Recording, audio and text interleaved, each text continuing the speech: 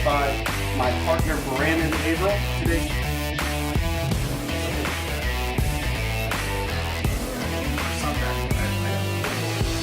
Disclaimer: Eric Averill and Brandon Averill are the co-founders of AWM Capital.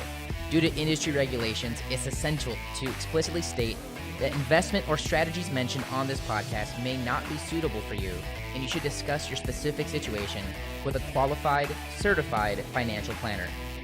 All opinions expressed by podcast participants are solely their own opinions and do not reflect the opinion of AWM Capital or its affiliates.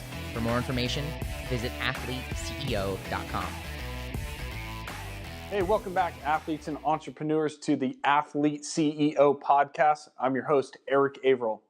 Over the past few weeks, I have had to make some decisions that have huge impact on both my family and on my business. And at the same time, with the start of the official MLB offseason, many of our clients are having to make huge decisions. Decisions such as who's going to represent them as an agent, whether to sign a long-term deal, handling the arbitration negotiations, or even on the personal front, exciting things like choosing to get engaged or relocating their family. And what I've personally experienced, and I know many of our clients have, is that with a lot of these decisions, there's a lot of emotion that comes with them, and things like a little bit of confusion at times. Things aren't always clear on what direction to take. A lot of times there's some conflict, right? We've got to overcome some difficult decisions, and there's tension in that. A lot of times there's competing objectives, right? And how do you balance those? And a lot of times there's limited resources. You can't do everything, so dealing with trade-offs. And then there's the looming deadline that we don't have forever to make decisions. And so there's this pressure that this deadline, this date is coming, and we want to make the right decision. Yet what I have come to know, and I think unsurprisingly to most of you, is that humans don't have great track records of making good decisions.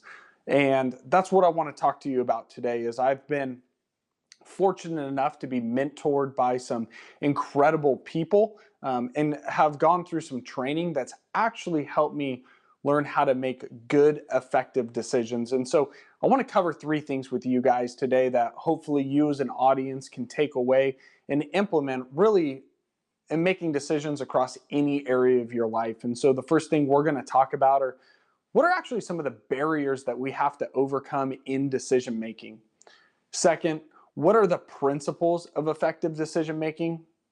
And then third, what is a proven effective strategy and process that you can take away to help implement those decisions? And so let's dive right into what are some of the barriers that we have to overcome in decision making.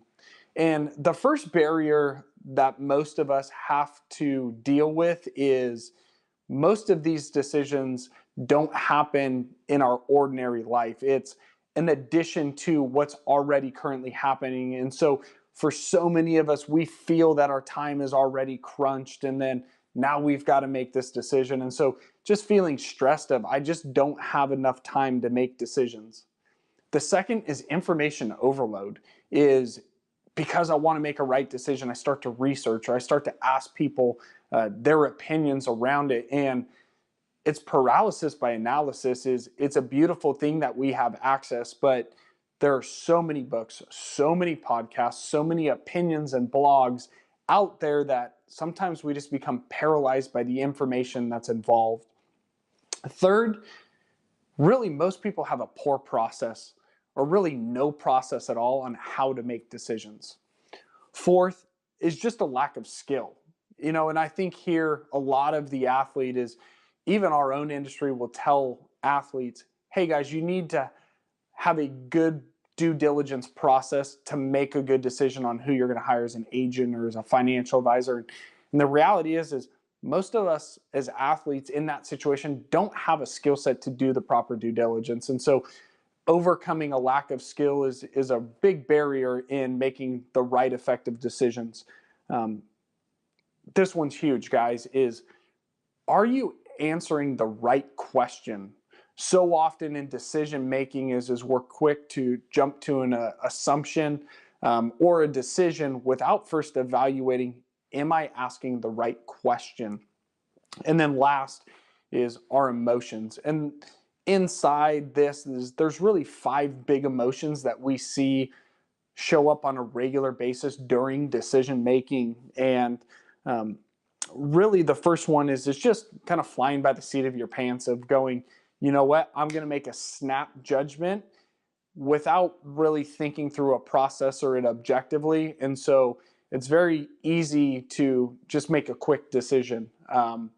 And most of the times that's just not going to serve you well. The second is not understanding how our own personalities and our own bias play into the decision-making process. And so it's very important to understand yourself and how you view things and how you interpret things, and to pull in the right people to help round out that decision-making process.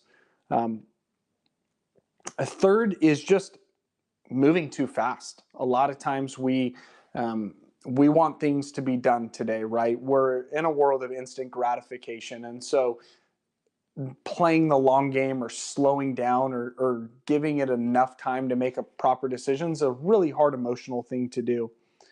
And then this last one, especially for the professional athlete, is groupthink. Think about this as the locker room. I experienced this when I played, that I was considered the smart guy in the locker room. And so it wouldn't matter if it was finances, if it was law, if it was something medical. A lot of times people would come to me or come to a certain subset and say, hey guys, what do you guys think in general? And there's not necessarily anything wrong with asking opinions, but as people, we're herd mentalities. We want to make the right decision that's going to help people think about us positively. And so a lot of times we will go to group think over actual working through a process and experts. And so those are some of the barriers that we have to overcome during decision-making processes, which is what leads me into the conversation about key principles of an effective decision-making process. And this is really the flip side of a lot of the obstacles that we've got to overcome. And the first one I want to address is the lack of time. You know, I had an opportunity to go to High Performance Habits Academy by Brendon Burchard, his live training. And one of the things that is just stuck with me from the beginning is he said, it's not that you lack time, it's that you lack strategy. And the truth is we all have the same 168 hours in the week. It's just, do I have a strategy on how to allocate my time appropriately to the things that are most important? Second, one of the greatest skill sets that's going to serve you as an audience and for everybody is to learn how to interpret information.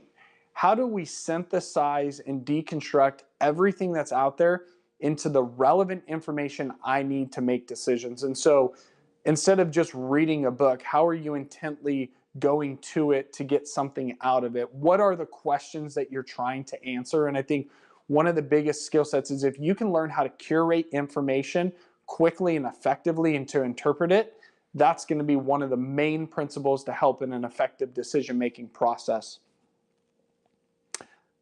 Third, it's to apply an effective and a robust process and not to make decisions really just emotionally or off the cuff, but having a process that we pull our decisions through that grid. And I think we know this as an athlete, right? The analogy is getting in the weight room. You guys have heard this 1,000 times, that you don't just say, hey, I'm going to gain 10 pounds and you necessarily gain 10 pounds, or you just kind of go in randomly into a weight room, right? We lay out a process of how do we most effectively get there. And the same thing comes to your decision making. The next is getting the reps in. And this is where expertise and skill set comes to fruition, is that it's okay if you don't have a certain skill set to make a decision, but over time, what are the reps that you have to put in to develop that skill set? And so if you want to learn how to choose the right sports agent, you've got to put the reps in of understanding what are the right questions to ask, what is it that an agent actually does? It takes effort and work to be able to ask those questions, but really the result of your decision making is going to be predicated on your skill set or surrounding yourself with the right people to help you make those decisions. The next one, focusing on the right question. I cannot overemphasize this enough that a lot of times when somebody asks something, we never critically look at the question. We just jump to an answer. And so if there's anything, I think of the Abe Lincoln quote where he says, if I had to chop down a tree or all day, is, he would spend the majority of the hours first sharpening the saw and then cutting down the tree after that. And so I think it's the same analogy of you should actually spend the bulk of your time evaluating, am I asking the right question? Because if you get that right, then the answer is going to lead to everything that you need to know. The last one is just be aware of the emotional and psychological traps in decision making. We are emotional creatures as humans. And so this is where having a process and having trustworthy, high integrity people around you to help you think through this process. And so let's jump into what is an effective step-by-step process that you can start to apply to all the decisions in your life. The first thing's clarity. We talked a lot about this on the last podcast with Josiah Igano, the director of peak performance for the Texas Rangers. Is you need to spell out in black and white, what is the question at hand? And this is going through that process to figure out, am I asking the right question? And I think through a conversation I'm having with a client right now who's trying to choose a sports agent is there's a lot of noise going on, right? And people are trying to tell him what are all these questions he should have. And when we break it down to the objective question is what does an agent do for you? They negotiate your contracts both on and off the field. But the first way we should evaluate this is their skill set or their capabilities or expertise to answer that. Not all of this emotional stuff that's surrounded by it. And so I think it's really important is to get out a pen and a paper and to write things down, to have clarity in what is the question or decision that I'm trying to address. A lot of times it's overcoming what we call frame blindness, which is, setting out to solve the wrong problem because you maybe have created a mental framework around how you make decisions really with little thought. And this causes you to overlook the options or lose sight of the important objectives. The second thing is you need to clarify your objectives. What are the decision criteria? What is it that you want to maximize? What is it that you want to minimize? What is it that you want to preserve? What are your qualitative objectives? What are your quantitative objectives? A great question to ask to help you crystallize what is this criteria is to say, what does it look like at the end of the decision? What does success look like? If I make the right decision, it will produce X, Y, Z. Once you've worked through what is that criteria, you need to prioritize your objectives. You have to prioritize into two categories, the must-haves and the want-haves.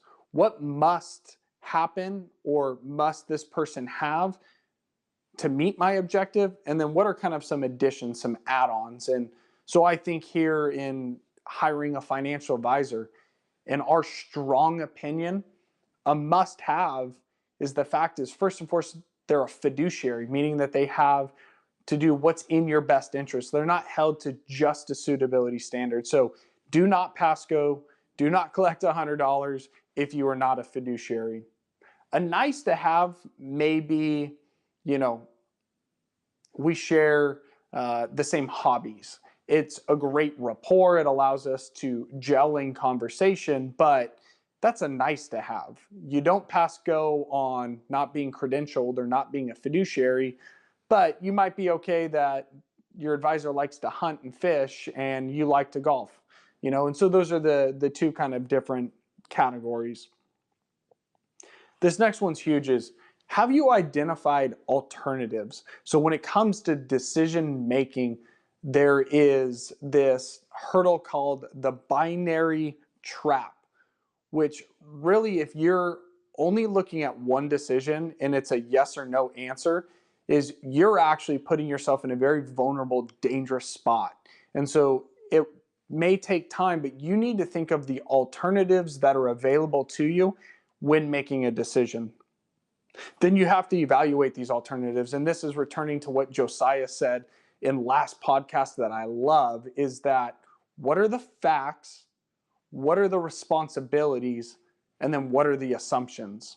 Have nothing to do with any assumption. Let's only look at the facts and the responsibilities. And so when we're evaluating alternatives, it's very important to remember that you're making your decision based off of your facts, your criteria.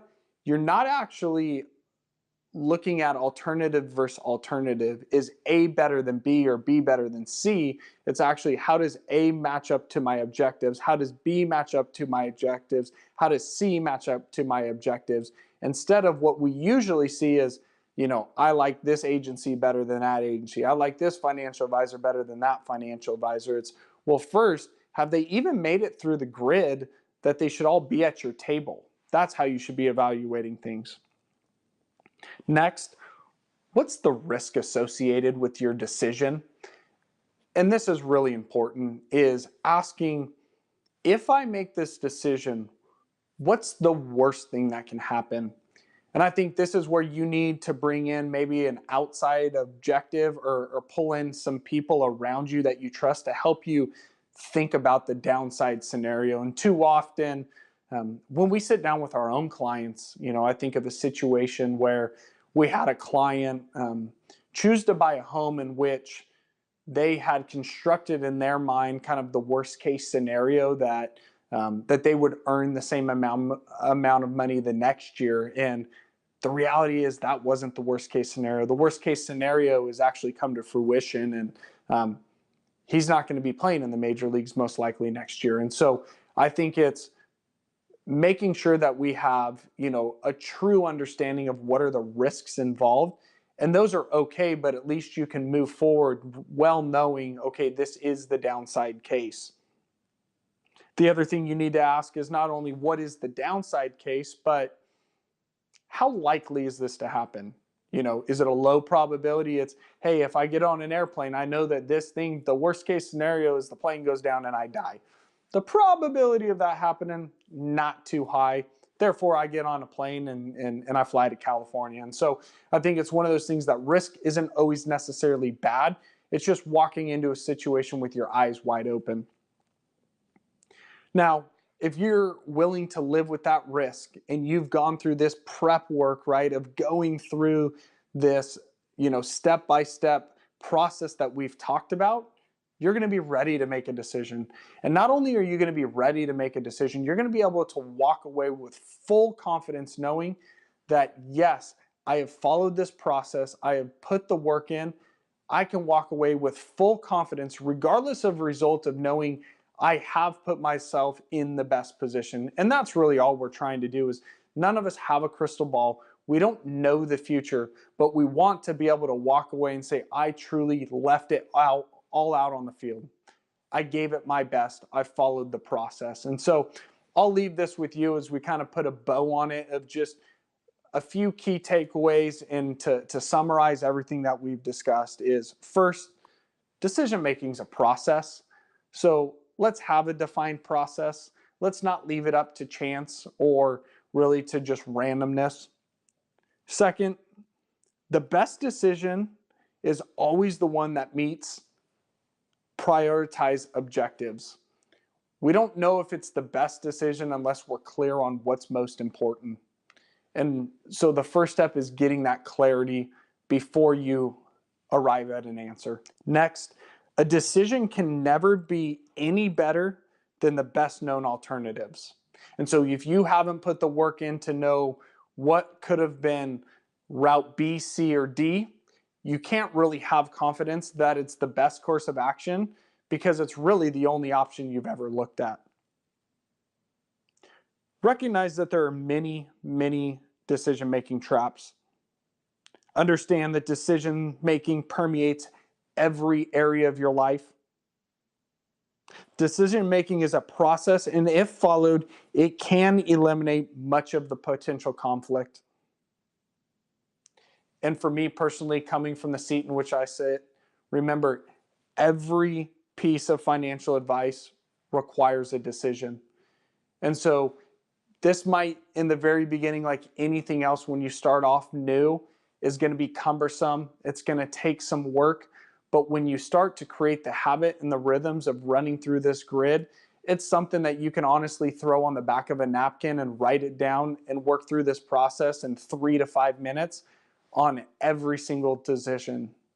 So I challenge you guys. I will, of course, put all of this stuff in the show notes. I would love to hear from you guys if you have questions or even just some feedback or pushback on the process. I would love to hear what you guys are using as your process for decision making. And please go ahead and leave some comments at athleteceo.com. Head over to iTunes if you guys have enjoyed this show or you want to see something different. As you guys know, is we love reviews and appreciate the time that you guys have given us on this podcast today, and wish you all the best in your career and in your business. And until next time, thanks for listening to the Athlete CEO Podcast.